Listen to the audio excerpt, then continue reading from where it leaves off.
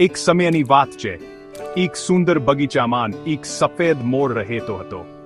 તેનું નામ શુપર હતું. તેના પીંછા દૂધ જેવા સફેદ હતા અને જ્યારે તે નાચતો ત્યારે આખો બગીચો વધુ અદ્ભુત લાગતો હતો. શુપરને તેની સુંદરતા પર ખૂબ ગર્વ હતો. આ જ બગીચામાં એક નાનું કબૂતર હતું. તેનું નામ ફવલ હતું. ફવલ નમ્ર અને મિલનસાર હતો. તે હંમેશા બીજા પક્ષીઓ સાથે ફરી જતો અને બધાને મદદ કરવાનું પસંદ કરતો હતો. બ્રેક ટાઈમ થાંતો. એક દિવસ ભારે વરસાદી તોફાન આવ્યું. બગીચો પાણીથી ભરાઈ ગયો અને શુપરના સુંદર સફેદ પીંછા ગંદા થઈ ગયા. આનાથી શુપર ખૂબ દુઃખી થયો. ફવલ તેની પાસે આવ્યો અને બોલ્યો, ચિંતા કરશો નહીં મિત્ર,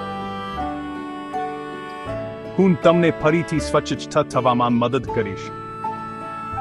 ફવલે શુપરને કાદવવાળા પાણીથી દોડ એક ઇંચી ડાળી પર જવામાં મદદ કરી. પછી તેની ચાંચનો ઉપયોગ કરીને ફવલે કાળજીપૂર્વક શુપરના પીંછા પરથી કાદવ સાફ કર્યો.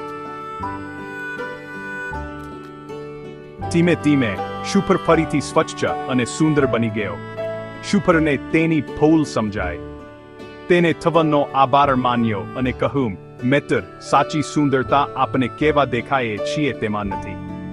તે બીજા પ્રત્યે દયાળુ અને મદદરૂપ થવામાં છે. બ્રેક ટાઈમ ડેનથી. તે દિવસથી શુપર અને ફવલ શ્રેષ્ઠ મિત્રો બની ગયા. આ વાર્તામાં સફેદ મોર સુંદરતા અને ગર્વનું પ્રતીક છે, જ્યારે કબૂતર નમ્રતા અને દયા દર્શાવે છે.